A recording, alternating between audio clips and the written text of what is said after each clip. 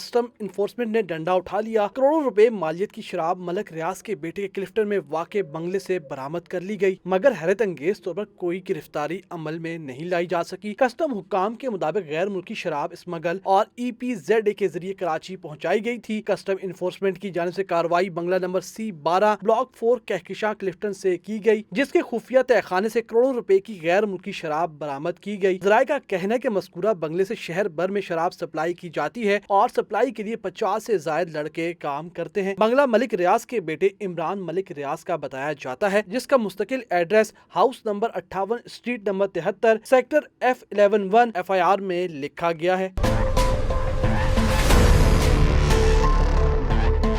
जराये का कहना है कि गैर मुल्की शराब समुद्री रास्ते और एक्सपोर्ट प्रोसेसिंग जोन के जरिए स्मगल करके कराची लाई गई थी। गैर मुल्की शराब के हवाले से जराये का कहना है कि प्रदीप और याकूब ग्रुप का ये माल था। इस ग्रुप के डिफेंस में मजीद 3 बंगलों में करोड़ों रुपए मालियत की शराब मौजूद है। ताहम पुलिस और कस्टम हुकाम इन बंगलों पर कोई कार्रवाई नहीं करते। जराये का कहना है कि कस्टम के एहलकार इरफान लाहौरी के करीबी साथी होने की बिना पर इन्फोर्समेंट हुकाम ने बंगले से सिर्फ शराब बरामद करके कारकर्दगी दिखाई, मगर किसी की गिरफ्तारी अमल में नहीं लाई जा सकी। जराये का दावा है कि जिस वक्त कस्टम इन्फोर्समेंट ने बंगले पर कार्रवाई की, उस वक्त शराब का बड़ा सप्लायर याकूब कस्टम इंटेलिजेंस के दफ्तर टीपू सुल्तान में मौजूद था। उसके मोबाइल की गुज़िश्ता 10 दिनों की लोकेशन कस्टम इंटेलिजेंस के दफ्तर की पाई गई है।